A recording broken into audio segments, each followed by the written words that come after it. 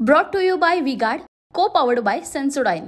लक्ष्मण हाकेंनी वाडी गोदरीमध्ये आंतरवाली सराटीच्या विषयावरती उपोषण सुरू केलंय आणि त्यांचा असा दावा आहे की सगळ्या सोयऱ्यांचा आदेश आणि कुणबी नोंदी संदर्भात काढलेले सगळे शासन निर्णय रद्द करायची मागणी आहे आणि ती मागणी घेऊन त्यांचं उपोषण करतायत। उपोषणाचा आजचा 5वा दिवस आहे। त्यांची सुद्धा प्रकृती खालावली। डॉक्टरने आरोग्य तपासणी केली आणि त्यांचं उपोषण सोडवण्यासाठी सरकारचं शिष्टमंडळ गेले। त्यात भागवत कराड, अतुल सावे आणि संदीपान गोमरे यांचा समावेश आहे। मग काय आता लोकशाही ज्याला ज्याला अधिकार आहे त्याप्रमाणे ते हे जातील त्याच्यात काय मोठा विषय एवढा।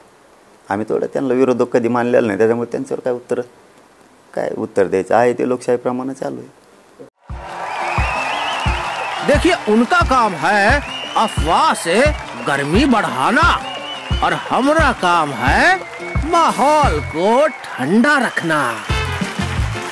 हमारा नेता कैसा हो जो माहौल को रखे ठंडा वैसा हो। अब की बार वी-गार्ड एयर कूलर का चमत्कार। त्यांचे जे आरोप आहेत की सगळ्या सोयऱ्यांचा अध्यादेश आणि कुणबी नोंदी संदर्भात काढलेले शासन निर्णय रद्द करा।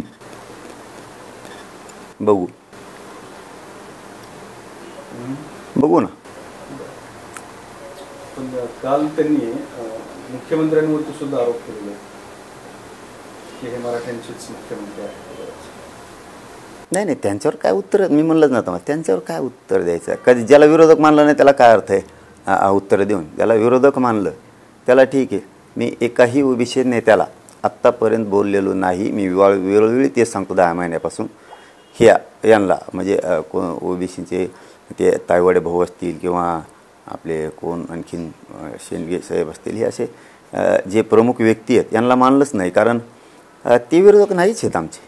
शेवटी ओबीसी आणि मराठा समाज यांचं गावखेड्यातलं जे आजचं जीवन आपण बघतोय हे एकमेकाच्या प्रेमात गेलेले, सुखादुखात गेलेले आणि आजही ते चाललं एकमेकाला सहकार्य करण्यात। त्यामुळे त्यांना कधी विरोधक मानलेलंच नाही आम्ही आणि काहीच नाही।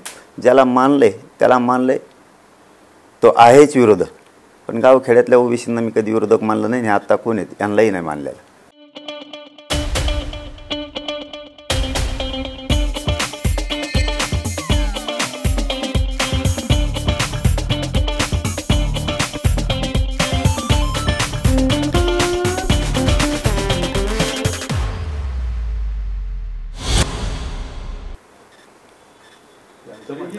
मराठ्यांचा उंटा जर ओबीसीत घुसला तर ओबीसी आरक्षणच संपवून जाईल।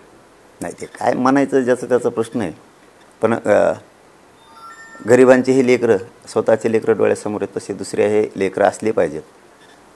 याला कुठं पुरोगामी महाराष्ट्रातला राहणारा नागरिक म्हणलं जातं, तसं दुसऱ्याचे लेकरं जरा डोळ्यासमोर ठेवले पाहिजेत। मराठ्यांचे तसे ठेवले पाहिजेत, त्यांचं हे कल्याण झालं पाहिजे। ही कधीतरी आपल्या काळजावर हात ठेवून विचारायला पाहिजे की मराठ्यांचे लेकरं मोठे झाले पाहिजे। पण तुम्ही एकीकडे जीवाची बाजी लावून मराठा समाजाला ओबीसीतून आरक्षण देण्याची मागणी करता आणि म्हणजे तुमच्या वाटेमध्ये असे विनाकारण खिळे ठोकले जातात। नाही चालूच असतं, त्याचा विचारच नाही केला मी कधीच। जितके काय आंदोलन झालेत विरोधात 10 महिन्यात त्याचा कधीच विचार केलेला नाही आणि कधी करणारही नाही। आणि मुख्यमंत्री हे काय कुठं एका जातीचे याचे नसतात कधीच, कोणाचे असू दे ते कुठं जातीचे काय नसते। त्यांच्या असल्यावर थोडी जनता मानलेली असं काय नसतं। कुठलं जातीचं असलं म्हणजे मुख्यमंत्र्याला जातीत तोलायचं नसतं, मग ते कोणत्याही जातीचे असतात। याला पुरोगामी महाराष्ट्रातले राहणारे नागरिक थोडं म्हणलं जातं। पण आता जातीचा विषय ते माझा विषयच नाही। मुख्यमंत्र्याला काय म्हणायचं मुख्यमंत्र्यांनी त्यांना काय म्हणायचं, मी काय प्रवक्ता थोडा आहे त्यांचा की त्यांच्याबद्दलचं कोणी काय म्हणावं। झिंझिण्यांपासून त्वरित आराम मिळवा सेन्सोडाईन रॅपिड रिलीफ बरोबर। काही दिवसात तुमच्या आंदोलनाला आता 1 वर्ष पूर्ण होत आहे। आतापर्यंत काय मिळवलं आणि काय गमावलंय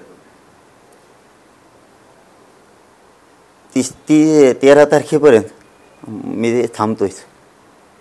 काय गमावलंय काय मिळवलंय हे समाजाकडं लेखाजोखा आहे, परंतु आता आशापोटी 13 तारखेपर्यंत बसलाय।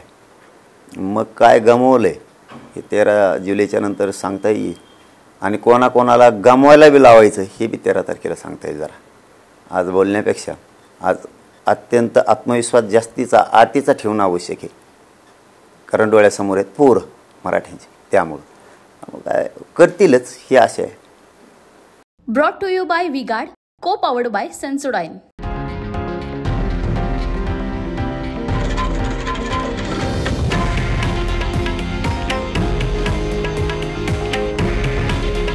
हे आहे देशातील नंबर 1 न्यूज नेटवर्क आणि आपण पाहत आहात TV9 मराठी. काळजी तुमची, हित महाराष्ट्राचं.